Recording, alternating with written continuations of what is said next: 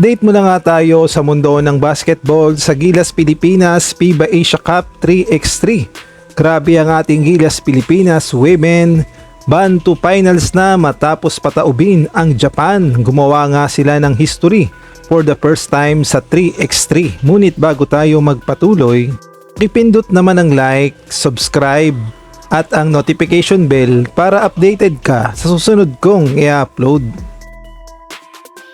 Matapos ng pataubin ng ating Gilas Pilipinas Women ang Mongolia sa quarterfinals at talaga namang ipinakita at puso ang inilaban ng ating Gilas Pilipinas Women.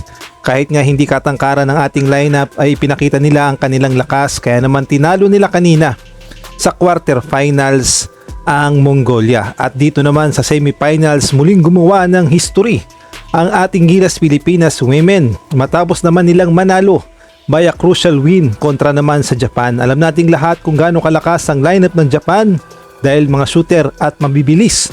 Ngunit ang ating Gilas Pilipinas ay punong-puno naman ng puso, kaya naman tinalo nila ang Japan sa semifinals. At dahil nga sa panalo ng ating Gilas Pilipinas for the record history ng FIBA Asia Cup 3x3 ay papasok na sa finals ang ating Gilas Pilipinas. At dito nga makikita natin sa highlights na hindi nagpatalo ang ating Gilas Pilipinas at nakipagsabayan talaga sa lakas ng Japan. Ngunit hindi pa dyan natapos ang laban ng ating Gilas Pilipinas dahil haharap pa sila sa mas mabigat na hamon dahil muli nilang makaka-rematch itong Australia sa finals. At dito na nga magkakaalaman kung paanong strategy at diskarte ang gagawin ng ating Gilas Pilipinas sa lakas ng powerhouse Australia. At mamaya na nga yan na tignan natin kung makuha ng ating Gilas Pilipinas ang gold medal. Laban Pilipinas, puso.